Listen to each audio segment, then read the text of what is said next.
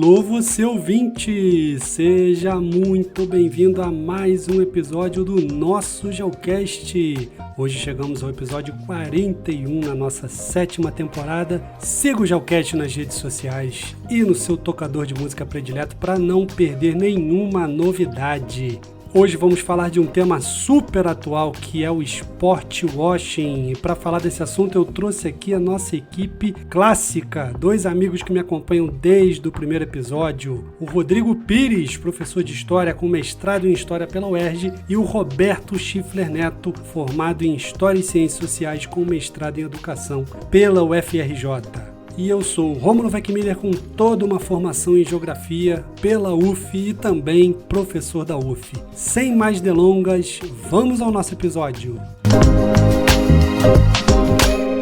Fala galera, estamos de volta para mais um episódio da nossa 7ª temporada do Geocast. E hoje eu estou aqui com um time completo, time que está comigo desde o primeiro episódio. Fala Rodrigo, tudo certo? Fala Rômulo, tudo bem? Beleza, mais uma. Grande Roberto, meu amigo, tudo bem? Beleza, Rômulo, Rodrigo. Fala, galera. Vamos que vamos. Vamos para mais um tema, e um tema super atual, que é o sport washing. O sport washing, para quem não sabe, é quando você usa o esporte para melhorar a sua imagem pública. E isso pode ser feito por governo, pode ser feito por empresa pública, enfim. A gente vai debater aqui algumas variações desse termo. Mas, na verdade, o sport washing ele entrou na pauta novamente graças à Copa do Mundo de Clubes, que acabou de acabar na semana passada, e eu já estou sofrendo aqui, porque eram 3, 4 jogos que eu via por dia, né, Roberto? Só um pouquinho, né? Quem está sofrendo mais do que eu, acho que é a torcida do Vasco. Estava mais de um mês invicto, agora já voltou à normalidade, né? Mas, enfim, só um detalhe, né, Rômulo? Hoje é com clubismo ou sem clubismo? Hoje não sei, vamos ver o que quando a gente vai falar de futebol, às vezes a paixão aflora um pouco. Então tá liberado o clubismo, mas se puder ser não clubista também, a gente agradece. Bom, pessoal, hoje a gente vai falar então sobre a questão do sport washing. Vamos tentar aqui abarcar vários exemplos, tanto exemplos atuais como exemplos do passado, e é um tema realmente bem polêmico, tem muitas pessoas com argumentos contra, argumentos a favor. A gente vai tentar trazer aqui toda essa diversidade de pontos e contrapontos, e óbvio, sem deixar de dar a nossa opinião aqui no Geocast, como já é de praxe. Mas, Rodrigo, vou começar por você. Afinal de contas, eu já dei um spoiler aqui, falando que o sport washing já não é uma coisa que vem de agora, né? E eu queria que você comentasse sobre isso. Tem muita gente achando que o sport washing apareceu agora, esse ano. Mas tem exemplos históricos? Como é que é essa história aí? Vem de hoje esse tipo de fenômeno? Então, Rômulo, o sport washing, né, ele não é um fenômeno novo, né? E o futebol, como ele é uma paixão mundial, né, não só nossa, nós 3 aqui, e dos ouvintes, mas uma paixão mundial, ele vai sofrer diversas interferências ao longo do tempo, né? E a gente vai dar uma pincelada sobre essas interferências, sendo que vamos fazer uma linha do tempo ao inverso, né? Vamos começar a falar para o nosso ouvinte aí, que a gente vai começar do atual, e depois no outro bloco a gente volta para o passado, dando outros exemplos desse sport washing, como ele se manifestava, né? E das formas que ele se manifestava, acho que tanto aqui no Brasil como no mundo, né? Então, eu acho que isso é interessante, mas não é algo novo, mas é talvez com uma nova roupagem, vamos dizer dessa forma, assim. Mas é bastante interessante a gente analisar como o futebol, a paixão e dinheiro e estruturas políticas, como elas vão se movimentar ou movimentam as engrenagens nesse aspecto, né? Aí eu passo a bola aí para o Roberto. E, Rodrigo, ele não apenas não é algo novo, mas falando do presente, o futebol fica com uma imagem muito associada à questão do sport washing, principalmente por causa do último grande evento que foi a Copa do Mundo, né? Que a gente vai falar disso. Mas a gente tem outros esportes também que são associados à questão do sport washing, né? Como, por exemplo, é um caso da Fórmula 1. Algumas realizações de grandes prêmios, Azerbaijão, a própria Arábia Saudita, né? Então entra também nessa questão de como que o Rômulo falou no início, né? Alguns governos, estados, enfim, figuras de um modo geral, utilizam dessas estratégias para melhorar a imagem pública das suas respectivas organizações, né? Então, assim, embora com certeza no futebol, né, Rômulo, fica muito associado, em outros esportes também a gente tem essa referência. E como vocês dois adiantaram, eu vou começar trazendo aqui alguns exemplos mais atuais e com certeza, se vocês quiserem comentar,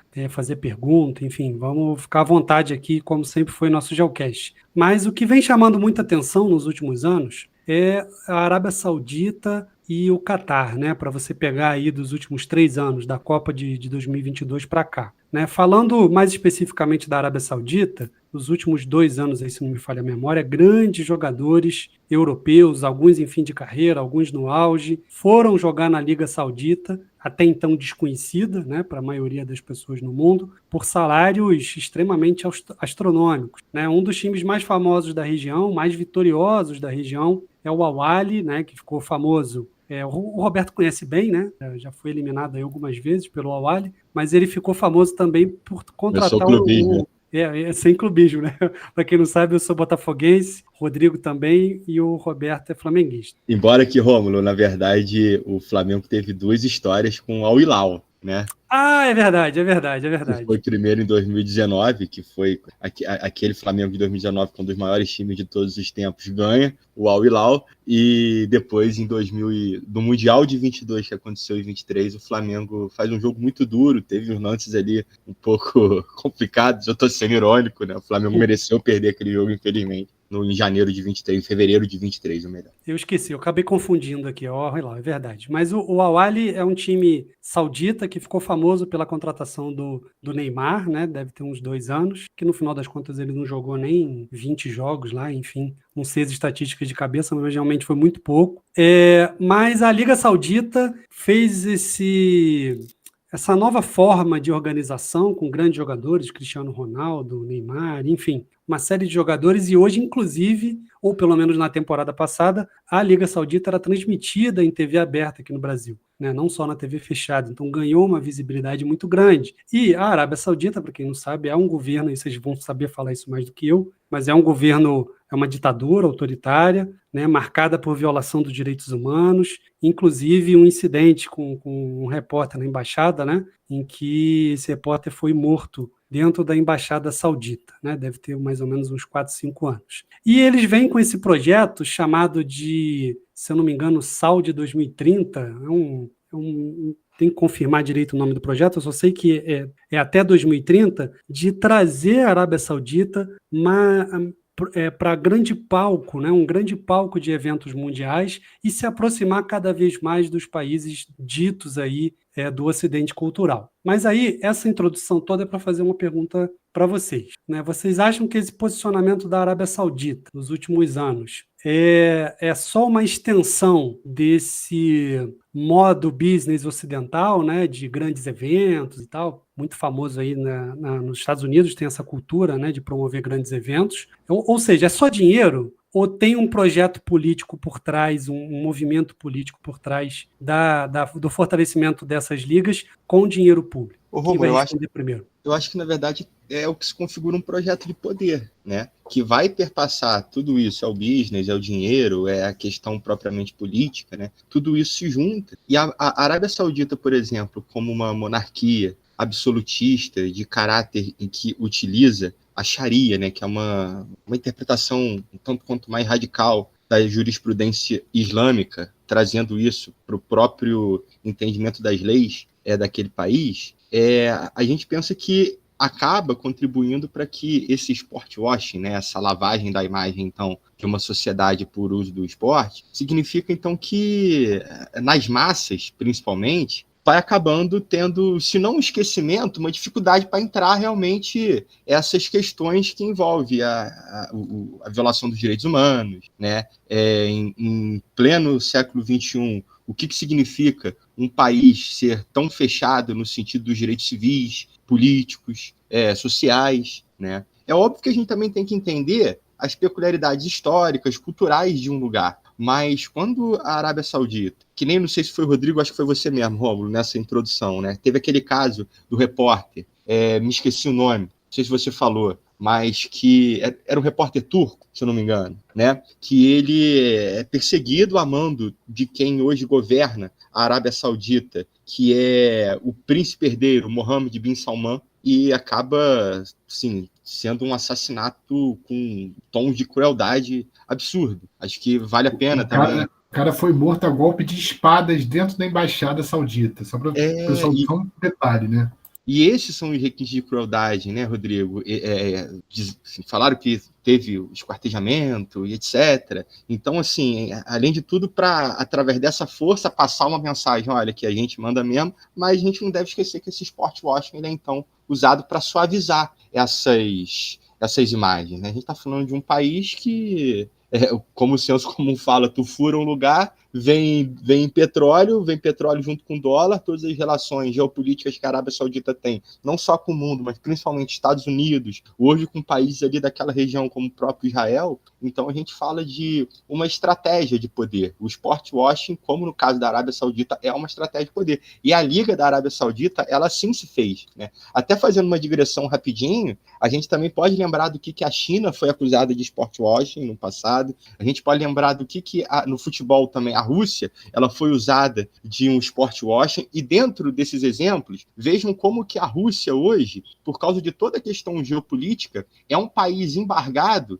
em várias competições internacionais, né? É um país que, por exemplo, eu não sei se ainda, mas até pouco tempo, e aí, por favor, me corrijam, ou então o próprio ouvinte ele pode ir atrás dessa verificação total. Por exemplo, no tênis, os atletas, os tenistas russos, eles competiam sob bandeira da Associação Internacional de Tênis. Na Copa do Mundo, por exemplo, a FIFA, ela baniu a Rússia de competições, né? Então, assim, vejam como é que, na verdade, pela disputa do poder, o esporte também ele é usado através dessas estratégias para que os países, os estados, os governos, enfim, os grupos, né, também, a gente precisa falar de como que em alguns outros países, é o caso do Catar, se o Rodrigo Romulo pode comentar sobre isso. A gente também tem alguns fundos que se associam em torno desses projetos de poder, mas como que todos esses elementos se juntam e a gente vê que o esporte é utilizado, então, por toda essa disputa geopolítica que existe hoje no mundo. Rodrigo, quer complementar e falar do Catar também? Quero sim,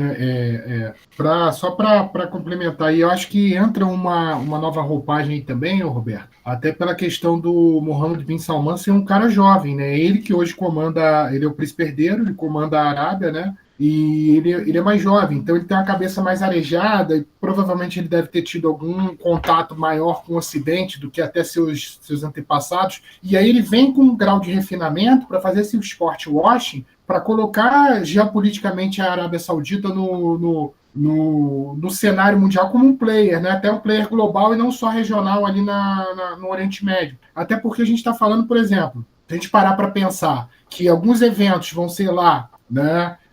Você pode ter daqui a pouco um mundial de clubes, alguma coisa nesse sentido. Se você vê que esses fundos que saem desses países, eles regam patrocínios no mundo. Como é que ficam as emissoras de TV, por exemplo, que recebem patrocínios desses fundos para falar alguma coisa sobre eles? Então também é limpar, né, aquele, vamos dizer assim, aquele tecido sujo de sangue, né, que eles têm com a morte do jornalista e com outras questões, né, pelo fato deles serem uma monarquia absolutista em pleno século XXI, onde o próprio Roberto já citou, as questões dos direitos civis são restritos. Se não me engano, não tem nem 10 anos que a mulher pôde dirigir na Arábia Saudita, né? Isso é uma questão para o ouvinte ter uma noção de como é que a coisa lá andava muito lenta, né, nesse ponto dos direitos civis. E criticar, então, levou ao fato de um opositor, né, um jornalista que era de outra nacionalidade, o cara ser simplesmente morto com requinte de crueldade, né? E aí fica essa reflexão desse sport washing sendo usado para lavar essa imagem, refinar, né, colocar a Arábia Saudita como um player global, né, não só mais como um player regional, mostrar que eles não, entre aspas, podem se inserir nesses processos, né? Eu acho que o Bin Salman, a própria imagem dele de um cara mais jovem, mais refinado nesse sentido que os seus antecessores, eu acho que isso força essa questão da imagem e colocar que eles estão preparados para essa questão dos desafios do século XXI. Então, eu acho que o Sport Wash aí veio dar a roupagem que eles queriam, né? E com bastante dinheiro sendo injetado aí. E antes de passar a bola para o Roberto, vou colocar mais um tempero aí nesse feijão. O Rodrigo mencionou o aumento das liberdades, né, concedidas principalmente às mulheres nos últimos anos na Arábia Saudita. E aí alguns analistas indicam que talvez esse protagonismo da Arábia Saudita nos esportes, né, colocou ali um monte de holofotes no país e aumentou a pressão sobre essas demandas. Então, esses analistas avaliam como um aspecto positivo. Afinal de contas, mesmo sendo um esporte washing, acabou gerando aspectos positivos como mais liberdade para as mulheres, o que, na minha opinião, eu discordo, mas eu queria ouvir o Roberto também sobre isso. Rômulo, a gente sempre precisa analisar qualquer processo através da contradição, né? Então, assim, isso que você acabou de falar é um resultado da contradição. Isso pode ser um resultado de contradição. Então, assim, para você ganhar em alguma coisa, acaba abrindo mão em outras coisas e por aí vai, né? A gente tem no sport washing esse processo que pode ser visto como uma teia, né? Porque por mais que a Arábia Saudita, por exemplo, ela não tenha deixado de ser um governo autoritário, ainda que se faça também essas sessões, eu acho que a palavra certa é até mesmo essa, porque qualquer forma de, por exemplo, reivindicação seria duramente reprimida naquela sociedade, inclusive nas partes mais ocidentalizadas, qualquer sessão assim, de direitos, enfim, ela, na verdade, vai ser sufocada por outros processos, né? É o caso, por exemplo, da imprensa, como que a gente estava falando aqui antes, né? Então, essa teia, ela vai funcionar em torno do sport washing com o auxílio da imprensa, né? Como que algumas empresas se interessam pelo turismo, e a gente não está falando de uma empresa que vai abrir uma agência de turismo, a gente está falando de companhias aéreas internacionais, por exemplo, né? A gente está falando de relações de políticas públicas que muitos governos se associam a essas medidas, outros governos, na verdade, né, no plano internacional. Então, ainda que a gente possa olhar tudo isso pelo lado da contradição, o autoritarismo ele continua sendo parte do centro de governança de uma Arábia Saudita, por exemplo, justamente por ser uma monarquia absolutista e por tudo isso que a gente já falou aqui e por outras questões, né? Sobretudo no jogo geopolítico, naquilo que se envolve a Arábia Saudita como uma peça muito importante ali para aquela região. E te complementando, para a gente não ficar falando só da Arábia Saudita, eu queria falar do Catar também, né? Foi muito questionado a escolha do Catar para a sede de Copa do Mundo, primeiro por não ter tradição nenhuma no esporte, né? Esse era apenas um dos argumentos. Tem indícios de corrupção na escolha do Catar, mas, enfim, é um processo aí que está rolando na justiça. Mas a questão é, a Copa do Mundo do Catar tiveram algumas seleções que fizeram protestos, né? Então, por exemplo, eu trouxe aqui 2 exemplos, talvez o ouvinte tenha esquecido, né? Porque a Copa do Mundo foi um pouco traumática para nós do Brasil, né? Nunca vi volante querer atacar, enfim, deixa isso para lá. A seleção da Alemanha fez um protesto na entrada em campo, naquela foto oficial, tapando a boca, porque a Federação Alemã queria fazer uma homenagem à comunidade LGBT com uma braçadeira de capitão colorida escrita One Love, e foi proibida pela FIFA para não ter nenhum tipo de problema, né, com as leis lá do país sede, o Catar. E a seleção da Dinamarca, né, cujo patrocinador de material esportivo é o Hummel, é uma patrocinadora pequena, né, não faz o uniforme de muitas seleções, mas essa patrocinadora na Copa, como era a única seleção que ela tinha, era a Dinamarca, ela fez questão de fazer uma camisa toda vermelha, né, com o símbolo da Dinamarca e Hummel quase não aparecendo, e a justificativa era que eles não queriam aparecer numa competição em que milhares de pessoas morreram para que ela acontecesse, fazendo referência aí trabalhadores mortos durante o ciclo de 4 anos ou mais de obras aí para a Copa do Mundo do Catar. Né? Então, queria que vocês comentassem um pouquinho também sobre a questão do Catar, lembrando que o principal clube do mundo hoje, né? Eu sei que o Chelsea ganhou a Copa do Mundo, mas o clube hoje que vem jogando o futebol mais envolvente é o PSG, e o PSG é patrocinado por um fundo de investimento do próprio Catar. Né? Só não conseguiu ganhar do Botafogo, mas aí o Rodrigo vai comentar isso para a gente. Rômulo, essa questão do Catar, né? a gente teve muito problema com a questão dos trabalhadores, né? Nas vésperas da Copa, isso gerou uma série de manifestações do mundo, né? Com relação, preocupação com relação a isso, né? Teve essa questão também dos direitos civis, que para o mundo ocidental é uma coisa muito mais aberta, apesar da dificuldade, ainda tem dificuldade em determinados lugares, mais liberdade em um, menos no outro, mas no mundo islâmico isso não é um tema que é sequer debatido, né? É só a repressão. Então, dessas questões de direitos civis, né, desses temas relacionados a isso. Agora, a questão do Catar, né, chama atenção, inclusive, algumas posições que o Catar teve de naturalização de jogadores de futebol, né? Se eu não me engano, a gente estava conversando antes, falando sobre a questão acho que foi da seleção de futsal deles, que acho que quase todos eram naturalizados. Então, isso também houve essa questão também para reforço, né? Para tentar burlar o sistema, botar uma seleção forte, né? Eu acho que o Catar é um pouco diferente da Arábia Saudita. Eles vão tentar se colocar nesse processo, acredito, mais como um lugar de investimento, um lugar do futuro e um lugar para captar esses investimentos externos para lá, entendeu? Então, e tentar manter a sua imagem através dessa questão do esporte, né? E melhorar essa imagem também. Mas um pouco, eu acho que a pegada é um pouco diferente da Arábia Saudita. A Arábia Saudita tem coisas, acho que pretensões maiores que o sport washing dela. O Catar, apesar de ter realizado a Copa do Mundo, apesar de ter realizado, se eu não me engano, acho que foi uma COP que teve no Catar também logo depois, que é aquela conferência sobre o clima que foi lá. Sim, foi a COP 28. Isso, aí já dá uma dimensão também que eles estão alçando alguma coisa em termos globais, mas assim, não tem nem como eles competirem com a Arábia Saudita do lado, até por questão de tamanho, questão geopolítica, mas já estão se inserindo também, mas acredito mais num ponto de ser um lugar para investimentos internacionais. E aí a imagem trabalhada nesse sentido, uma questão um pouco diferente da Arábia, né? Eu queria falar...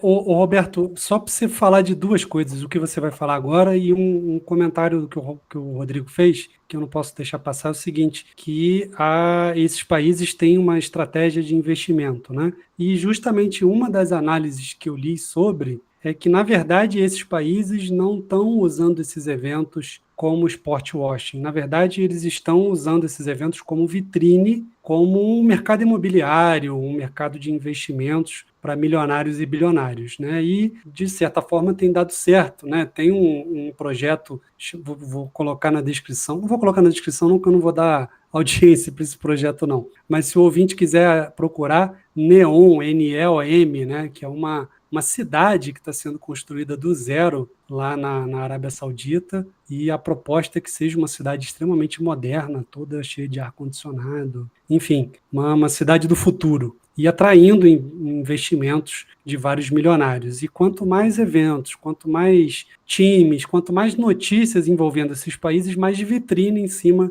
desses projetos aí de investimento e imobiliário. O que o Roberto acha disso, mais o que você ia falar também, Roberto, que eu te cortei. Então, até complementando isso que o Rodrigo estava falando, a gente tem no Catar uma monarquia que também é absolutista, assim, com algumas leves diferenças, talvez algumas aberturas um pouco mais para a sociedade catária, né? Isso não significa que eles pratiquem uma democracia plena, né? Mas daí essa diferença para a monarquia absolutista da Arábia Saudita. Mas quando a gente estava falando da questão das mortes, né? Olha só para vocês terem uma noção, e para a gente entender também como que é importante o papel da imprensa associado a essa questão do sport washing. A organização do evento, ela inicialmente admitiu 3 mortes de trabalho. Isso, por exemplo, foi divulgado por alguns grandes veículos de imprensa, como The Guardian, CNN, enfim. Posteriormente, foi admitido pela organização do evento mais de 30 mortes relacionadas à construção dos estádios. Depois a gente vai vendo que pessoas ligadas à organização do evento, como, por exemplo, o secretário-geral da comissão, né, que organizava a Copa, ele vai admitindo que o número de mortos pode ter sido maior, algo em torno de 400, 500 trabalhadores aí ligados à infraestrutura inteira daquela organização do Mundial, né? Aí quando a gente vai ver, o próprio The Guardian, que lá no início, né, ele dá voz para divulgar 3 mortes a partir daquilo que o comitê da organização da Copa entendia como o que ocorreu, o próprio The Guardian ele vai admitindo que, na verdade, entre a década de 10 e a década de 20 desse século, a gente tem um número aí de mais de 6 mil trabalhadores que morreram. Desses 6 mil trabalhadores, eles vão contabilizando o número de imigrantes. Mas aí tem 2 problemas. Uma grande base da força de trabalho dessas sociedades, pega da sociedade do Catar, até mesmo da Arábia Saudita, mas eu acho que essa particularidade do Catar, ela é maior, né? Essa grande base da força de trabalho é de imigrantes, né? Inclusive, essa base trabalhou na projeção da infraestrutura para o próprio Mundial, seja estádio, seja outras questões, que a gente que teve os nossos grandes eventos aqui, a gente também sabe, né? São as aberturas das grandes vias, a cidade ela vai sendo, vai virando um canteiro de obra mesmo. A gente viu isso no Rio de Janeiro, que é daqui do estado onde a gente fala. Né? A gente teve antes a gente teve PAN, antes a gente teve depois a gente teve Copa do Mundo, Olimpíadas, então a gente viu como é que o Rio de Janeiro ele passou por um processo muito, muito profundo, e que aí também, dentro da contradição de toda essa organização, a gente sabe no que se sucedeu, muitos casos de corrupção, enfim. E aí você falou, né, da questão desse empreendimento. Eu acho que quando a gente está elaborando essa questão aqui sobre o sport washing, qual é a sensação que dá? Que o sport washing ele acaba sendo associado a uma abertura desses países como se fosse realmente um convite para o Ocidente fazer os investimentos, seja na casa do turismo, seja na casa da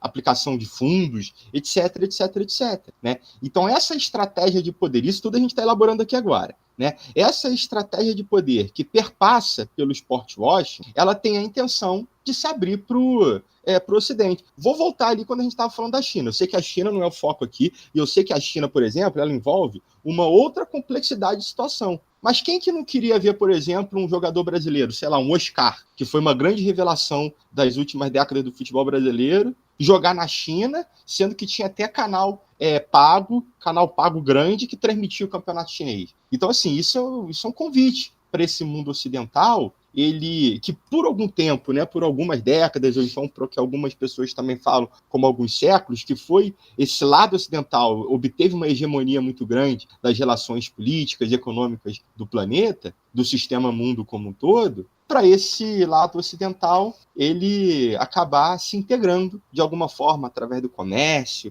enfim, com essas outras regiões do planeta. Só uma última observação aqui, é muito interessante, a gente está falando do Catar, né? O presidente do PSG, ele é catari. O presidente do PSG, ele também é vice-presidente da Federação Asiática de Tênis. Então, olha como é que as redes elas são muito amplas. E aí, daqui a curiosidade, quando a gente fala do Catar, a gente tem dificuldade de falar Ásia. A gente fala geralmente Oriente Médio, né? Mas aí só para a gente ver também como que aquele Oriente Médio ali está situado numa região que a gente pode entender como Ásia, e aí a denominação dessa região ela também advém de vários debates das ciências sociais, da geografia, enfim, só para vocês verem como que em torno de uma palavra é construída um monte de ideia e as coisas elas são aplicadas conforme os interesses de poder mesmo daqueles que estão dominando em determinado momento. E não deixa de ser também, Roberto, um tipo de soft power, né? Afinal de contas, a China,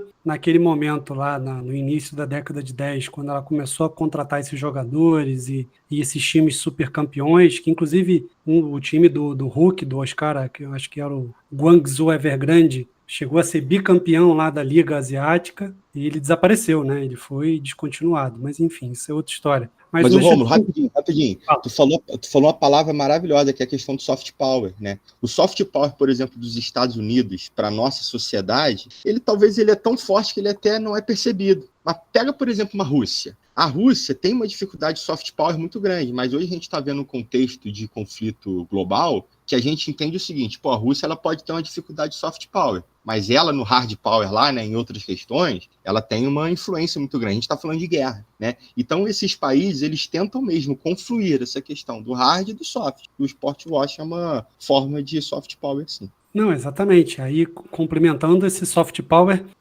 acaba sendo uma ferramenta nova para esses países, né? A China tentou, a Coreia do Sul é um exemplo de sucesso, mas aí não é no campo esportivo, é no campo mais do audiovisual, né, do entretenimento. Então, acaba é uma tentativa desses países não só de mudar a imagem deles perante o mundo, mas também de ganhar dinheiro, né? A gente não pode deixar isso de lado. Bom, pessoal, eu acho que para o bloco 1, para falar de questões mundiais, está de bom tamanho.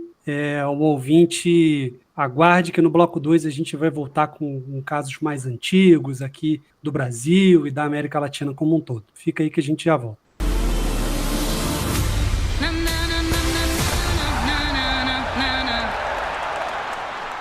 Fala, galera, estamos de volta para o bloco 2. E vamos continuar falando de sport washing, só que a pegada agora é falar mais do sport washing no passado, né? Então, discutir aqui exemplos antigos, quando que a gente tem um registro aí, claro, desse sport washing na história e puxar alguns exemplos aqui mais da América Latina e focar também no Brasil. Vou começar com o meu amigo Roberto.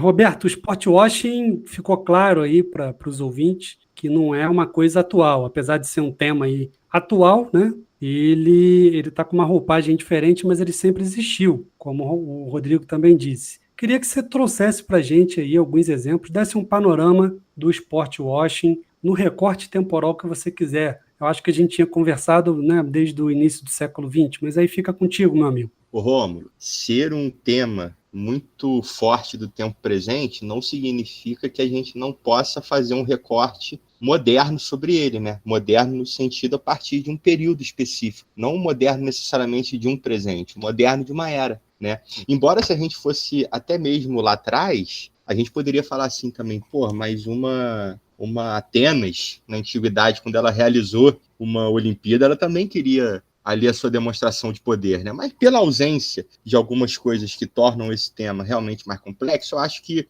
o que a gente pode falar é a partir desse recorte mais moderno. Então a gente pega ali aquele período de final do século XIX para século XX e a gente começa a falar que desde um período já passado, a gente via algumas observações, algumas referências do sport washing. Por exemplo, as Olimpíadas de Berlim, em 1936, na Alemanha nazista, né? A gente tem na década de 70, no final, em 78, a Copa do Mundo na Argentina. A gente teve também um mundialito, se eu não me engano, realizado no Uruguai, também na década de 70.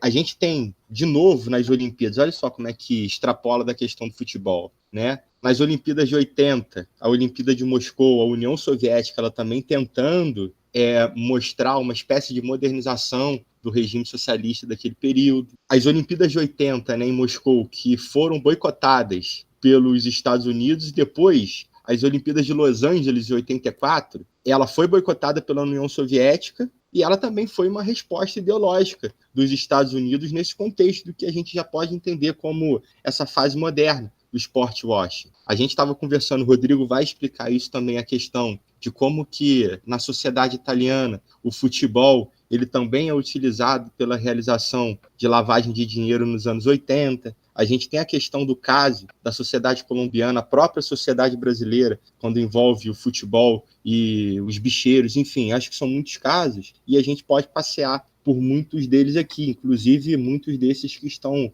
próximos de nós, né? Não só de sociedade brasileira, mas também de sociedade latino-americana. Em relação a essa questão do sport washing, né, eu vejo lá como Roberto, a gente fazer um recorte lá do início dos anos 20, a gente acabou não citando, o Roberto passa batido, mas o bicampeonato mundial da Itália, 34-38, sob o regime fascista, né? Então já começa ali essa questão do futebol mesmo, sendo utilizado como instrumento de propaganda, como instrumento político, como instrumento de geopolítica, inclusive, né? E a gente perpassa, vendo os casos interessantes, né? Eu acho que vou dividir em algumas partes aqui para a gente falar, né? Na verdade, desde o Pelé parando guerra, né? Então isso é uma outra coisa também que a gente tem que falar do nosso futebol, do encantamento do nosso futebol, mas esse sport washing, né, o Pelé no mundo, o Pelé como um grande embaixador dessa coisa do Brasil, né, mas isso aí vai ser um tema, daqui a pouco a gente aprofunda mais sobre isso. Passando, né, e aí o caso que Roberto citou, e acho interessante o ouvinte falar, vamos parar um pouco e aprofundar nele, que é o caso que a gente tem nos anos 80. Para quem hoje escuta o podcast, geralmente é mais novo, deve ter nascido dos anos 2000, né? Não pegou muito. O que é o campeonato inglês hoje para nós, ele era, na verdade, lá nos anos 80 e 90, era o campeonato italiano. Né? O campeonato italiano, por muito tempo, foi o campeonato mais forte ali dos países da Europa, com o número de times mais fortes, né? Inclusive. E esse campeonato italiano, durante muito tempo, ele ficou ali no auge, levava os craques, inclusive do Brasil, Sócrates, Zico, Júnior, né? E outros foram jogar na Itália, e no campeonato italiano, que era o grande sonho assim do jogador que, quando saía do Brasil, ia jogar numa liga forte, ele queria jogar no campeonato italiano. E a gente fala, tem que abordar que o campeonato italiano, durante os anos 80 até ali parte dos anos 90, ele foi regado com dinheiro da máfia, né? Da máfia italiana. Especialmente o grande campeão ali, que é o time que encanta, que tem 2 brasileiros e mais um argentino ali desconhecido chamado Diego Armando Maradona, né? Que vai jogar pelo Napoli, né? Um time do sul da Itália, o time de uma região onde a máfia controlava praticamente a vida do cidadão e que injetava dinheiro dentro do clube. Né? Então, assim, a gente tem que falar também sobre essas questões, porque a máfia lavava dinheiro, outras empresas também estavam controlando ali o futebol italiano, né? E era interessante a gente também abordar esse aspecto, né? Um pouco diferente desse questão do sport washing, mas também como esses agentes controlavam o futebol, lavavam dinheiro dentro do futebol e como o futebol sempre teve essas relações escusas. Isso é interessante a gente notar. O futebol sempre teve. Não é de hoje. Né? João Avelange, que foi presidente da FIFA, que é brasileiro, João Avelange sempre teve acusações de ter ligações com regimes autoritários, com governos corruptos. Não é à toa que o nome do estádio Newton Santos hoje, ele era João Avelange, e devido às denúncias de todas essas relações escusas do João Avelange, tanto quando ele estava na CBD, né, que era a Confederação Brasileira de Desportos, que hoje é a CBF, quanto depois na FIFA, levaram a retirar o nome dele da homenagem ao estádio, tá? Por conta dessas relações escusas. Então, desde o Avelange, a gente está falando de mais de 50 anos atrás, a gente está falando que o futebol tem relação escusa com o mundo inteiro, né? Com setores não muito, vamos dizer assim, com setores das sociedades não muito bem quistos, né? Mas que tinham ali uma certa interferência nesses aspectos. E eu vou passar para os meus colegas também para eles falarem um pouco sobre esse assunto. Daqui a pouco a gente volta de novo para abordar outros casos desses daí. Ainda falando de Copa do Mundo, antes de passar a bola para o Roberto aí, eu queria citar a Copa de 78, né? Óbvio que foi na Argentina, como campeã a Argentina, que tinha aí um grande time. Eu não era nascido, mas me interesso muito pela história das Copas, né? Mas tem algumas questões polêmicas, no mínimo polêmicas aí nessa Copa, porque no final ali quase um quadrangular, né? O Brasil estava na frente. E a Argentina, para conseguir a vaga para a final, teria que golear o Peru na última rodada desse quadrangular. Pelo menos aí 5 gols, se eu não me engano. E aí, nesse jogo, né, antes do jogo, o Videla, né, que era o ditador argentino, fez uma visita ao vestiário do Peru. O goleiro peruano também foi acusado de uma atuação bem, no mínimo, estranha, né? E no final das contas a Argentina ganhou de 6-0, o que não é um placar hoje, né? Poderia acontecer também. Sempre a seleção da Argentina foi sempre muito mais forte que a do Peru, mas o momento específico, as circunstâncias específicas foram bem, bem questionáveis, né? E no final das contas a Argentina acabou levando esse caneco aí e serviu como propaganda também política para o governo. E antes de passar a bola para o Roberto, tem uma questão muito interessante da Copa de 70, né? A seleção de 70 também, em alguns momentos, foi sequestrada ali pela ditadura no Brasil, criando jingles, enfim, músicas ali para tentar conectar a seleção com o povo, né? Tanto que as músicas que eram cantadas na época, hora ou outra, voltam em períodos de Copa do Mundo, tamanha a popularidade delas, né? E aí muito se questionou o papel de alguns jogadores na Copa de 70, a passividade, na verdade, em relação a esse sequestro, e, obviamente, o mais criticado era o Pelé. E ele, né, passivo, apertou a mão de presidente, todo mundo fazia essas críticas, comparando com outros ícones, né, do futebol sul-americano, que sempre batiam de frente, e mundial também, como o Cruyff lá na Holanda. Mas recentemente, até conversei com o Roberto uns anos atrás, quando esse documentário foi lançado, um documentário na Netflix, na época do Pelé vivo ainda, falando sobre o Pelé, e juntando, né, os colegas dele de Santos para um churrasco, num quintal de uma casa simples lá em Santos, e eles batendo papo e revivendo memórias. É até muito interessante o ouvinte que quiser buscar esse documentário aí. E aí, em algum momento, esse assunto surge, o Pelé nunca tinha comentado sobre, e ele comentou, olha, gente, vocês queriam que eu fizesse o quê? Eu sou negro, né? Então, eu numa sociedade... Não, ele não falou, ele não fez esse complemento, eu que estou fazendo aqui. Mas numa sociedade extremamente racista, como é do Brasil até hoje, e mais ainda nos anos 70, talvez se ele se posicionasse de uma maneira muito forte, iam dar um jeito de enterrar a carreira dele, ou sumir com ele, não sei.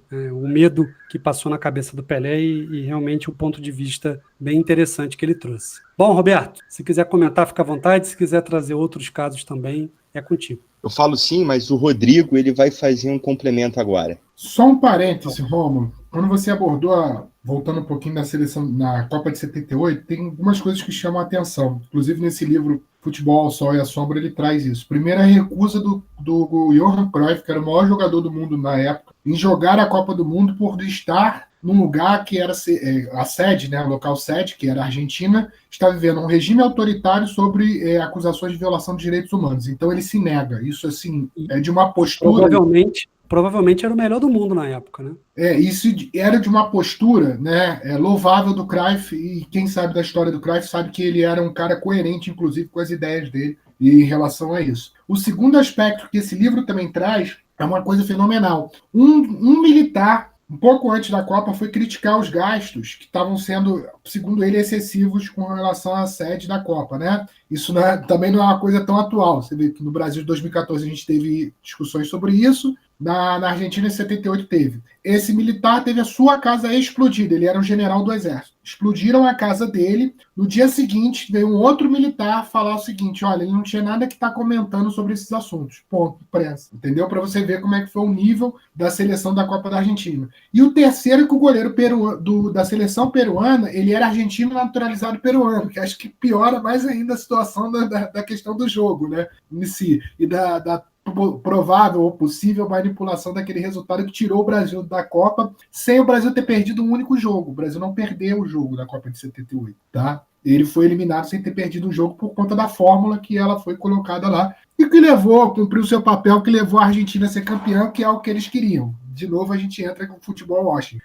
E o que o Roberto falou lá atrás, para o ouvinte entender, é que aquele cidadão lá, médio, ele não está preocupado com essas questões do poder, tá? Ele foi lá comemorar que a Argentina foi campeã. Então, para ele, é mais importante que o Burachanga tenha feito o gol, né? Do que saber quem era que estava sendo torturado dentro dos porões na escola da mecânica da Armada na Argentina. Então, assim, isso, de certa forma, tem impacto. Como a gente vai voltar aqui, eu vou passar a bola para o Roberto, essa questão do Pelé, o Pelé sendo sequestrado pela ditadura, né, a imagem dele, mas ao mesmo tempo ele surfando dentro daquilo ali, talvez até questionando se ele seria o Pelé realmente se ele tivesse batido de frente. Uma outra questão interessante que a gente pode colocar também os ouvintes que são mais jovens, o futebol não nasceu nos anos 2000, né? Então, assim, antes de falar em Cristiano Ronaldo e Messi, existiam dois personagens do futebol que, para mim, são diametralmente opostos e que, inclusive, disputam, na minha visão, o cargo de maior personagem do futebol. E, para mim, o cargo de maior personagem do futebol, que não é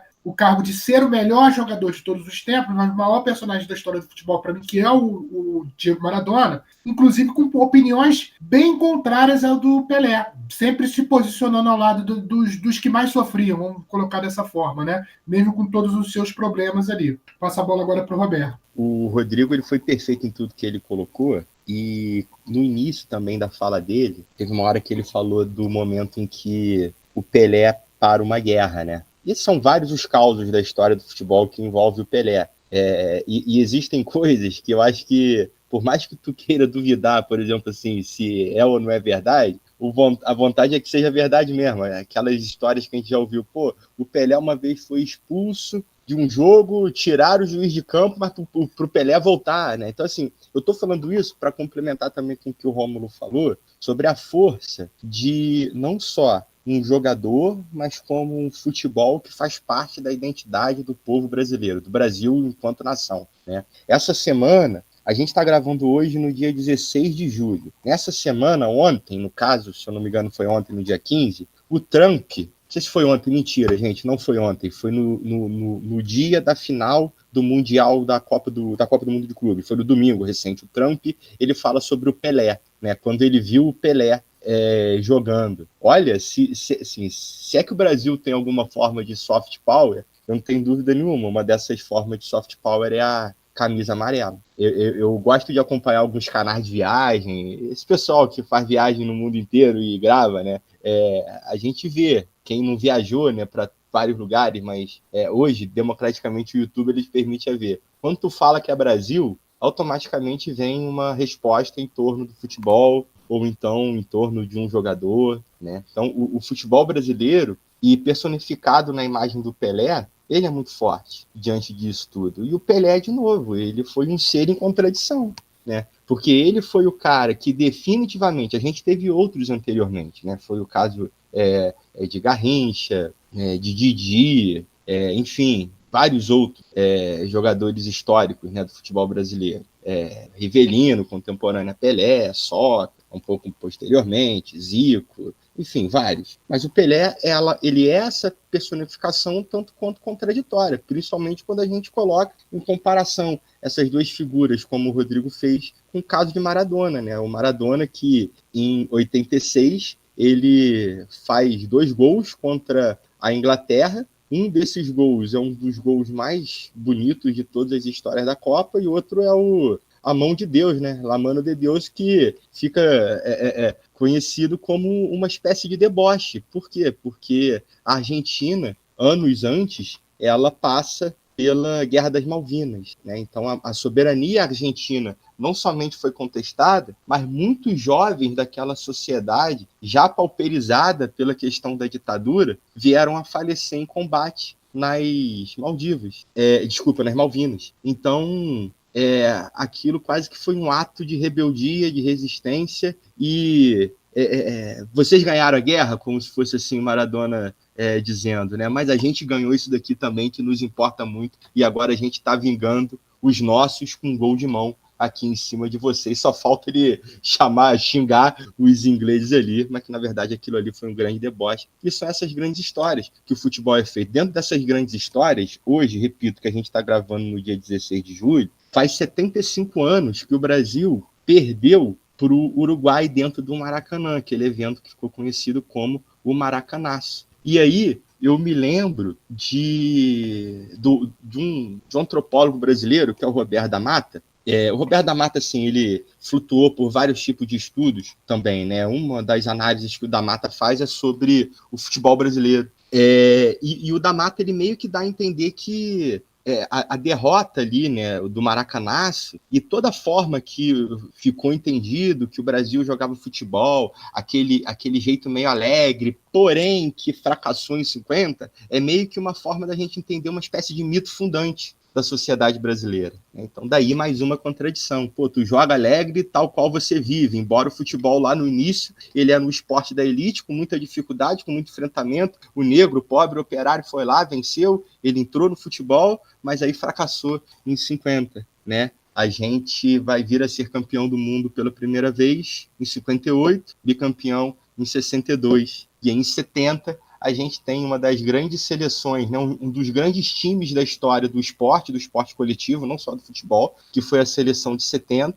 E como, se eu não me engano, não me lembro mais se foi Rômulo ou se foi Rodrigo, que usou a palavra sequestro, né? Aquela seleção, de alguma forma, também foi sequestrada pela ditadura. E no momento em que a gente vivia um dos piores momentos da história daquele regime, né? Que era um momento em que realmente, depois do AI-5, a perseguição, as formas de violência diversas, elas estavam muito à tona, né? Ou melhor, muito a pino, estavam acontecendo de uma forma muito grande naquele período. E o futebol, a seleção brasileira naquele período, é utilizada também como, de uma forma consciente ou de uma forma inconsciente. Eu acredito que dessas duas formas, tá? De uma maneira para, assim, calma, assim, vamos botar as coisas por debaixo do pano e vamos seguir adiante. Só mais uma coisa, diante de tudo isso, nós três aqui, eu acho que eu sou o mais novo, depois vem o Rômulo e o mais velho de nós três é o Rodrigo.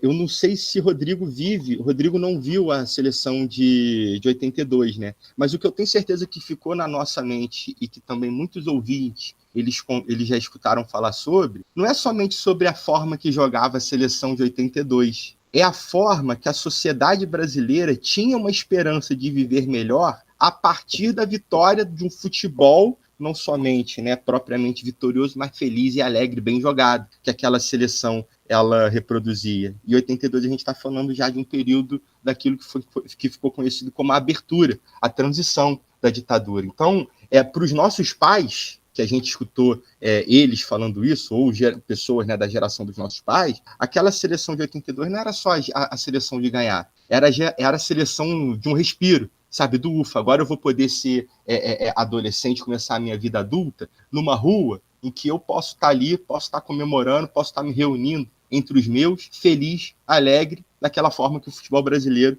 ele sempre se apresentou, né? Então são muitas coisas em que a gente se apega diante de todo esse processo. E aí sim, para eu passar a palavra, a gente está numa semana em que um novo diretor da base do futebol do Flamengo, um português que eu não recordo o nome, mas associando a sua experiência de vida, ele vai e me fala que o Flamengo, assim, o desejo de fazer outras experiências de investigações de jogadores no mundo se dá porque na África a gente tem os jogadores mais fortes fisicamente. Na Europa, aqueles jogadores que mais conseguem pensar. Então isso é um absurdo, né? Essa aspas dele, isso é um absurdo. Em pleno 2025, um sujeito que vem da Europa, ele está encarnando toda essa forma de você olhar não só para uma prática esportiva, mas para pessoas que têm a ver com um racismo lá do século XIX, né? De um racismo científico lá do século XIX. Né?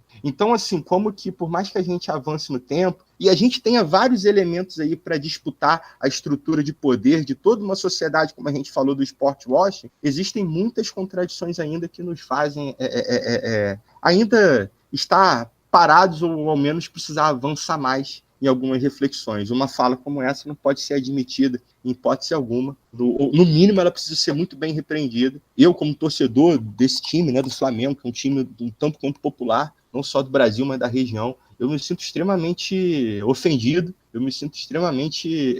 eu fico puto, a gente tem que ficar puto e se posicionar contrário com uma atitude como essa. Roberto, só um parênteses assim, bem específico.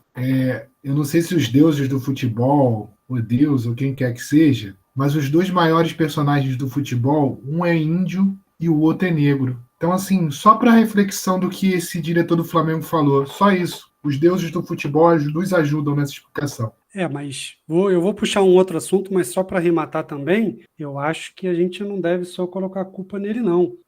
Na última Copa do Mundo, a Copa de 2018, na verdade, que a gente foi eliminado pela Bélgica, esse assunto entrou em pauta, porque toda vez que o Lukaku, né, que é um jogador belga, forte, tem, sei lá, 1,90, pegava na bola, ele era o forte. Ele era, sei lá, ele só fazia jogadas de força, de velocidade. Toda vez que o De Bruyne pegava na bola, que era aquele clássico europeu, né, bem branquelo, ele era o inteligente, o articulador. E aí tiveram muitas críticas em relação a isso, porque, afinal de contas, o Lukaku pensava o jogo tanto quanto os outros jogadores da Bélgica, e isso acabou virando um tema de debate aqui no Brasil, devido aos comentários dos nossos comentaristas e narradores lá na Copa de 2018. Né? Ô, Rômulo, lembrar de Ronaldinho Gaúcho, né? Que o Rodrigo falou dessa questão do Pelé, eu até anotei para falar que eu esquecia. A nossa geração viu o Brasil jogar contra o Haiti, no Haiti, que estava em guerra, no Haiti que estava ocupado pela ONU. Então, assim, a gente viu a seleção brasileira ser levada para o estádio em tanques de guerra, assim, isso. E que o final do jogo, as pessoas arrancaram até o short do Ronaldinho Gaúcho. Todo mundo ficou pelado, só faltou cueca. Loucura, né? Loucura. Mas mudando um pouquinho de assunto, para voltar aqui para a nossa temática do sport washing, eu, mais ainda nesse assunto de seleções, queria puxar o Rodrigo para essa conversa, porque isso não aconteceu só com a seleção do Brasil, né? A seleção do Brasil, da Argentina, vocês deram exemplos aí de apropriações de governos autoritários, né? De ditaduras. Mas aconteceu um processo também na nossa vizinha, aqui na Colômbia, da seleção e principalmente a partir de clubes, né, mais locais, serem apropriadas pelo poder paralelo, né, pelos narcotraficantes. Queria que o Rodrigo comentasse um pouquinho sobre isso, com exemplos. Rômulo, a Colômbia, para o ouvinte aí mais novo, ela viveu um processo, ela pega ainda um rescaldo, alguma coisa hoje, mas bem menos do que esse grau de violência que a Colômbia viveu, acho que seu ápice nos anos 80 e 90. Né? E a Colômbia, ela tem algumas questões aí bastante interessantes dessa relação narcotráfico-futebol, né? Inclusive com lavagem de dinheiro, né? Interferências, inclusive em arbitragens. Num dos episódios bastante interessantes, para quem tiver curiosidade, é Eurico Miranda, que foi grande dirigente do Vasco aí dos anos 80, 90 e 2000, né? Eurico Miranda, nos anos 80, consegue anular um jogo contra, se não me engano, acho que é o América de Cali, da Colômbia, por conta da interferência em cima dos árbitros. Então, assim, só para um pouquinho da dimensão do que era. Então, você tinha o Pablo Escobar, né, o Pablo Escobar era de Medellín, então ele interferia no time lá, num dos times de Medellín, patrocinava o Atlético Nacional, né? Por outro lado, o cartel de Cali era o América de Cali, que era o chamado Barão Rojo, inclusive ficou fora de competições anos por conta de ter sido comprovada a existência de dinheiro do narcotráfico dentro do time, né? Então a Colômbia ela teve isso muito forte, né? A ponto de, só para vocês também terem uma ideia, a Colômbia seria a sede da Copa do Mundo de 86 e devido ao seu grau de violência tá tão elevado, a Colômbia perde a sede da Copa do Mundo, tá? Ela perde e a sede volta, e aí quem consegue num acordo lá fazer realizar a competição é o México, né? Então a Colômbia perde devido a esse grau de violência. Então, de novo, a violência, narcotráfico, sociedade colombiana e futebol, né? E um outro caso também de curiosidade para o nosso ouvinte é na Copa do Mundo de 94, ainda com esse problema grave do narcotráfico, tem um jogador da Colômbia que ele faz um gol contra. O nome ele era um garoto na época, eu tinha 23 anos. O nome dele era Gabriel Escobar, e eu lembro disso que foi um dos casos que me marcou assim, logo que eu estava começando a assistir futebol.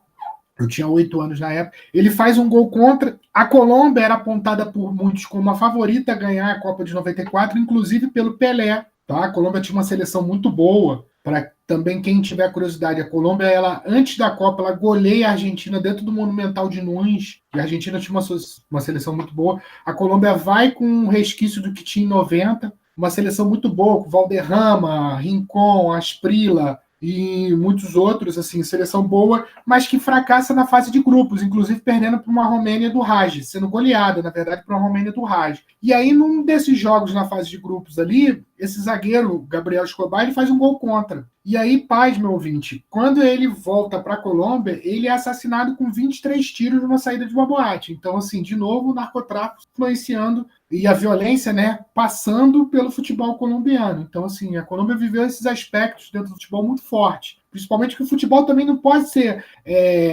colocado como algo estanque da sociedade. Então, a sociedade colombiana vivia aquela violência extrema e o futebol também viveu tanto a violência quanto a questão do dinheiro, a lavagem de dinheiro proveniente do narcotráfico. Então, tudo isso está ali dentro, né, desse aspecto, e é um dos causos aí que a gente está contando aqui, né, sobre o futebol. Só para antes de passar a bola para o Roberto, o Atlético Nacional chegou a ganhar uma Libertadores, né, em 87, e o América de Cali foi o maior campeão colombiano na década. Né, na década de 80 ele chegou a ganhar 6 campeonatos, né, se eu não me engano. Então, realmente, o dinheiro do tráfico foi aí talvez o grande motor da ascensão do futebol colombiano nos anos 80, e isso chegou na seleção também, que chegou na semifinal de Copa América, que até então nunca tinha conseguido chegar tão longe, na Copa do Mundo passou a ser presença recorrente, né? E isso influenciou bastante. Mas, como a gente já está gravando aqui um bom tempo, e a gente separou para o final aqui um assunto também que dá bastante confusão, bastante causos aí para contar, eu queria que o Roberto puxasse esse assunto, que é a questão contemporânea ali, a violência e os narcotraficantes na Colômbia. Aqui no Brasil, a gente tinha um movimento paralelo, parecido, né, na questão da violência, mas não se envolveu com drogas num primeiro momento, era mais jogos, que é a questão do jogo do bicho, né, que já influenciava futebol e samba há décadas, mas foi nos anos 80 realmente que eles colheram os frutos ali de toda os campeonatos vencidos, tanto no samba quanto no futebol, todo o carisma por trás dessas figuras, né, tomou uma proporção nacional, antes era mais localmente ali, né, e eu queria que o Roberto comentasse esse assunto aí pra gente. Ô, Rômulo, e de novo a gente tem na personificação de uma figura, né, muito conhecida no Rio de Janeiro, que era Castor de Andrade, é um contraventor. A palavra contraventor também é ótima, né, com toda a ironia no mundo, porque ela esconde uma quantidade de crimes que determinada pessoa vem cometendo, né? Na verdade, a gente sabe também que essa tipificação, né, do contraventor acaba servindo também para outras esferas da sociedade, para a construção de outras relações, né? E o Castor era um cara associado ao Bangu. Então, a gente vê na questão do Rio de Janeiro como que crime, como que futebol também tiveram essa passagem, né? Sobretudo na questão da própria FERJ, da Federação de Futebol do Rio de Janeiro, e que talvez no final dos anos 80, 90, também ali legaram a outras figuras, como o que o Rodrigo já falou, de Eurico Miranda, o Caixa d'Água, né? Lá também foi presidente da FERJ, mas ele era oriundo da região de Campos e por algum tempo também ele liderou o time do Campos do Goytacazes, enfim, como que o Rio de Janeiro, ele acabou, né, Rodrigo, tendo também um pouquinho dessa herança. Eu acredito que nisso daí o Rodrigo ele pode até contribuir também, falando mais dessa associação, de como que, saindo de ditadura, futebol e a própria contravenção na figura dos bicheiros se associaram nesse processo. Eu queria que o Rodrigo falasse dessa questão do Bangu, mas também comentasse que não era restrito ao Bangu, né? Todos os clubes do Rio de Janeiro tinham algum tipo de relacionamento, né, com os bicheiros. O Rômulo e Roberto, e caro ouvinte, o jogo do bicho ele interferiu muito no Rio de Janeiro. A figura mais emblemática é quem o Roberto falou, era o Castor de Andrade, ou conhecido como Doutor Castor, né? Inclusive tem documentários que estão aí nos streamings, canais de streamings muito bons sobre ele. Era uma figura que hoje a gente dá risada, mas era uma figura que mexia com contravenção, jogo do bicho, assassinato, uma série de outros crimes que estavam ali nesse viés aí. Mas que comandou um time, que era o Bangu, o time da sua região de controle do jogo do bicho, e que montou verdadeiras seleções, times muito fortes, que levou inclusive o Bangu ao cenário nacional da primeira divisão, não só ao cenário nacional, levou um vice-campeonato no ano de 85. Só para o ouvinte dimensionar, o Bangu quase foi campeão brasileiro, né? No ano de 85, ele perde para o Curitiba, a final. E ele se sagra vice-campeão. Então, só para o ouvinte ter uma dimensão aí dessa questão do Bangu, né? Então, e essa história do jogo do bicho com o futebol, com o carnaval, tudo isso começa, é antiga, então, e ganha força principalmente na ditadura. A ditadura apoia esse tipo de prática, ou pelo menos se não apoiava claramente, fazia vista grossa para isso. Inclusive, um dos principais personagens do Jogo do Bicho, inclusive da cúpula do Jogo do Bicho do Rio de Janeiro, é um membro que era oriundo do Exército, chamado Capitão Guimarães, né? Para quem não sabe, patrono da Vila Isabel e bicheiro. E ele era militar. Então, isso assim, já demonstra essa relação da ditadura, essa conivência da ditadura, Jogo do Bicho, carnaval, futebol. Então, estava tudo ali envolvido, né? Inclusive, a gente, podendo puxar mais, a gente pode falar de um outro time que chegou a ganhar um campeonato com influência do Jogo do Bicho. E essa daí é claro, todo mundo conhece essa. Porque o Castor acho que não chega a ser campeão estadual, Mas um outro bicheiro chega a ser. O nome desse outro bicheiro é Emil Pinheiro e ele é campeão pelo Botafogo em 89. O Botafogo praticamente falido nos anos 80. Esse bicheiro botafoguense, ele assume o controle do clube, contrata jogadores e simplesmente ele ganha o campeonato de 89, encerrando aquela fila de 21 anos do Botafogo, né, contra o Flamengo. E depois ele quase é campeão brasileiro quando ele perde o campeonato de 1992 para o Flamengo. Então é ele que estava à frente do clube e é ele que estava comandando essas ações. Então aí, de novo, o jogo do bicho interferindo aí no futebol e nessas questões aí relacionadas vamos dizer assim, de campeonatos e tudo mais. Passar a bola para o Roberto, para daqui a pouco a gente continua. Rodrigo, só para a gente ver como que os elementos da cultura popular, eles são tomados, né, por essas formas de poder, né? A gente está falando que não só o futebol, mas o carnaval, né? Que isso é de um conhecimento muito grande da sociedade, mas tem que ser colocado assim, como que esses elementos da cultura popular que pertencem às massas, eles muitas vezes foram, e se não ainda são, né, utilizados em torno desses sintomas de tentativa de obter, de se manter no poder. Ô, Roberto, outra coisa também, a gente saindo dessa questão do jogo do bicho, entrando, né, ditadura, futebol, né, dentro dessas nuances que nós estávamos falando, né, não só a seleção brasileira, gente, foi tema dessa questão de controle político nos anos 70, como o próprio futebol, o Campeonato Brasileiro. À medida que a ditadura, lá no bipartidarismo da ditadura, quando eles estavam começando a derrocada já nos anos 70, na segunda metade, que a Arena, que era o partido da ditadura, né, do governo, ele perdia, né, tem um capítulo de um livro de um professor que é interessante, que ele falava o seguinte: olha, a cada derrota eleitoral da Arena, era mais um time onde a Arena controlava, tinha os votos, geralmente região norte e nordeste, eles colocavam um time dentro do campeonato da Série A do Campeonato Brasileiro, que hoje a gente conhece como Série A, mas é a primeira divisão, né? Então chega um momento que acho que a primeira divisão tem 90 clubes. E a CBF tem uma estrutura arcaica, né, de poder. Isso, e controlado pelos próprios militares ali, que utilizavam claramente o futebol como instrumento político, né? Inclusive exercendo controle em cima de determinados clubes. A nomeação, gente, não só no Brasil, a nomeação de militares para presidir clubes, só para vocês terem ideia. No Chile aconteceu isso, na ditadura do Pinochet, no Brasil também aconteceu. O Botafogo é um dos clubes que mais sofreu com essa questão da intervenção da ditadura. O Botafogo teve presidente deposto, o Botafogo teve presidente que foi imposto, depois teve bicheiro que foi com conivência da ditadura. Então, só para as pessoas saberem como isso tem interferência, porque é um futebol, como o Roberto falou, esporte de massa, paixão nacional, e a ditadura querendo controlar corações e mentes, disputando aquilo, e o futebol era um campo de disputa também. Né? A gente não pode esquecer que lá atrás, como o Rômulo falou, na seleção Roberto, perdão, falou na seleção de 70, né? A seleção de 70 é aquela seleção que encanta o mundo, quando aqui no Brasil você está sofrendo várias violações. Mas tem que lembrar que até 69, à beira da Copa, o técnico da seleção brasileira era um cara que era um opositor à seleção, ao governo, perdão, que era o João Saldanha. Então é o futebol com essas suas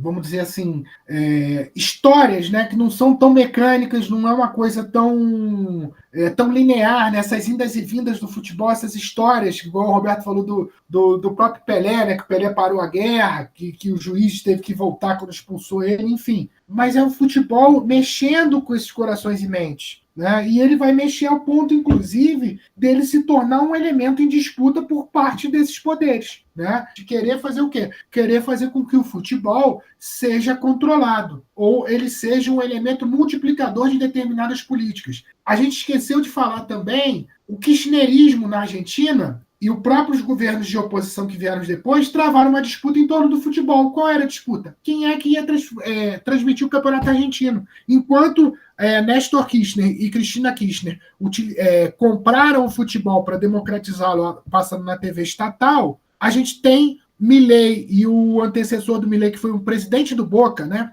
O Macri, Maurício Macri, privatizando a transmissão do futebol. Então, a gente tem, por exemplo, depois a gente teve no Brasil o governo Bolsonaro travando uma batalha aí, quem é que ia transmitir o futebol? aquela questão do direito de transmissão. Então, para a gente ter uma noção de que o futebol, ele é esse elemento em disputa, ele está envolvido por questão política, ele está envolvido por questões de mazelas da sociedade também. Isso sem a gente nem vai abordar, por exemplo, o fato das violência no estádio, hoje não tanto dentro do estádio, mas fora dela, decorrente daquelas bizarrices que a gente vê Brasil afora. A última grande bizarrice que eu vi com relação a isso foi aquele torcedor do Sport lá que foi morto empalado, inclusive. Nem vou entrar nesse fato. Mas que a sociedade ela também está trocando ali com o futebol. O futebol não é feito por ET, o futebol é feito por ser humano. Né? E tem todo o futebol está inserido no nosso contexto social, político, né? Como vocês deixaram claro aqui no episódio de hoje, o sport washing é um fenômeno antigo, né? E muito entrelaçado com o poder, com o controle e, para usar termos mais atuais aí,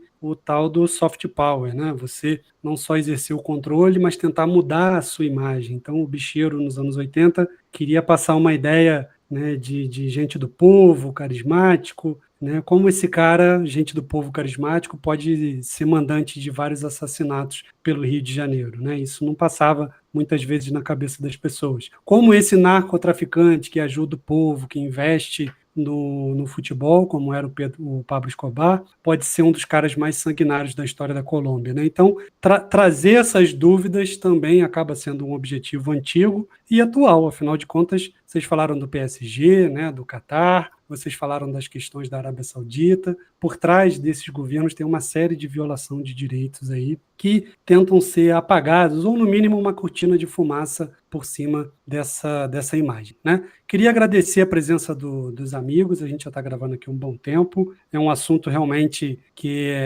desde o início, quando a gente começou esse projeto lá em 2019, sempre esteve em pauta, né? Quando é que a gente vai fazer um episódio falando de esporte, de futebol, política, né? Finalmente a gente conseguiu tirar do papel, então agradeço muito, foi realmente um episódio muito bom de fazer, muito bom de escutar, aprendi bastante aqui conversando com vocês hoje, e como já é de praxe, queria deixar o espaço agora para as palavras finais dos amigos e também, se você quiser trazer alguma dica cultural, né, um livro, um documentário, um filme, fiquem à vontade aí. Mais uma vez, agradeço a presença de vocês. Mais uma vez aqui na 7ª temporada.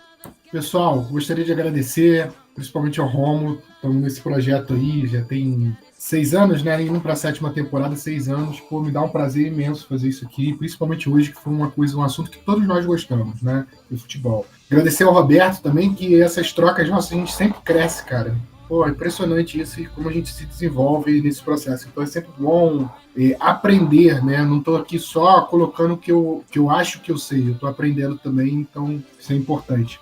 Gostaria de fechar, encerrar e dizer que o futebol é uma coisa que é tão maravilhosa que a gente viu nessa última Copa do Mundo de Clubes, e eu acho que eu tô quase indo para os 40 e há muito tempo que eu não via isso e não sentia isso. Então, assim, esses últimos 2 anos para mim foram bem intensos, principalmente desde os títulos do Botafogo do ano passado, que assim, tem uma questão até de futebol, memória familiar e várias coisas envolvidas, né, que eles estavam aqui, eles presenciaram isso para mim e também tiveram essa presença, essa relação também com os seus, né?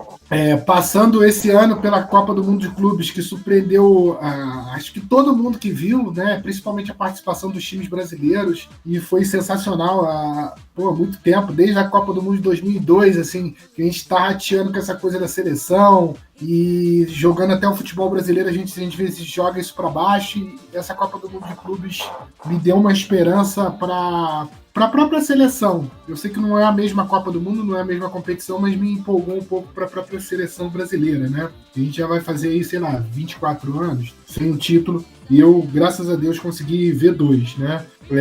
2 Copas. E ver quão maravilhoso foi esse esporte, quanto ele é maravilhoso, quanto ele envolve outras coisas, quanto ele envolve outros assuntos da sociedade. Gostaria de indicar também algumas leituras e documentários para o pessoal, que é Futebol ao Sol e à Sombra. Esse é um livro do Eduardo Galeano, se não me engano, eu não consegui confirmar, mas eu tenho quase certeza que é o livro do Eduardo Galeano, Futebol ao Sol e à Sombra.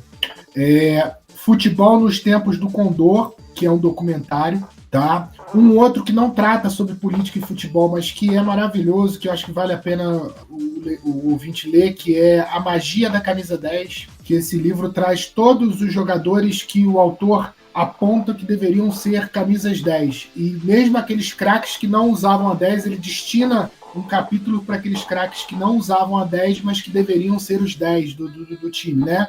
E aí é bastante legal. E um outro documentário também sobre futebol e política é um documentário sobre João Saldanha chamado João Sem Medo. Esse documentário é muito bom, vale a pena o ouvinte ver. E de resto, agradecer pela audiência. Beijão, galera. Valeu. É isso aí, Rodrigo. Obrigado pelas palavras, pelas dicas. Só confirmando, realmente, do Eduardo Galeano e o documentário Futebol nos Tempos do Condor, do Lúcio de Castro, né? O pessoal lá na época da ESPN. Bom, Roberto, suas palavras finais, suas dicas, meu amigo. Ô Rômulo, muito maneiro a gente fazer isso hoje, e já que o futebol ele é feito de tantos trocadilhos, tantos apelidos, tantos nomes, aqui esteve o trio Rororô, né, que por muitas vezes embalou as nossas brincadeiras. Então, já que o futebol traz esses nomes, eu fico feliz de hoje realmente assumir que aqui está o trio Rororô, uma brincadeira nossa, só para falar de como é feliz de estar entre os amigos aqui. A gente acabou que não falou das bets, né? Isso pode ficar para um outro momento, mas vejam, vejam como que a bet em si, ela utiliza do futebol para um sport washing também, é uma forma de sport washing, né? Então, daria para a gente ter falado disso. A gente falou de CBF, acho que é uma coisa importante para a gente ficar atento, tá? E para finalizar, é isso. Eu queria só reforçar, a minha única indicação que eu vou fazer é a do Rodrigo, é que o Rodrigo fez, porque Os Anos de Chumbo, Futebol no Tempo do Condor, ele foi um documentário que marca a minha geração, a nossa geração, assim. Eu passei a ver o futebol de uma outra forma quando eu assisto o Anos de Chumbo, né, que vai contar lá como que na ditadura do Brasil, da Argentina, Uruguai e Chile, essas ditaduras utilizaram do futebol, né? O principal estádio do Chile, o Estádio Nacional de Santiago, ele acabou sendo uma prisão. E esse documentário tem passagens muito fortes, né? Ele vai mostrando lá como que em poucos quilômetros de distância, enquanto pessoas comemoravam o título, outras eram assassinadas pelas ditaduras, né? Então eu reforço esse documentário. Até a última vez que eu vi, ele era possível você achar ele de uma forma mais fácil na internet, tem essa disponibilidade, né, de achar pela internet, então vale muito a pena você assistir esse documentário. E aí, só para me despedir, o Moraes Moreira, ele, quando o Zico se aposenta, ele escreve uma música que ele fala assim: e agora como é que eu fico nas tardes de domingo sem o Zico no Maracanã? Agora como é que eu me vingo de toda a derrota da vida? Se a cada gol do Flamengo eu me senti um vencedor. Então, assim, é a contradição da vida. A gente sofre, o povo fica cansado, irritado, e ali tá no futebol uma esperança do quê? A gente se sentir vencedor. E é por isso, né, Rodrigo, que a gente gosta tanto desse esporte que é maravilhoso. Segundo aí um narrador, é uma das maiores invenções dos seres humanos.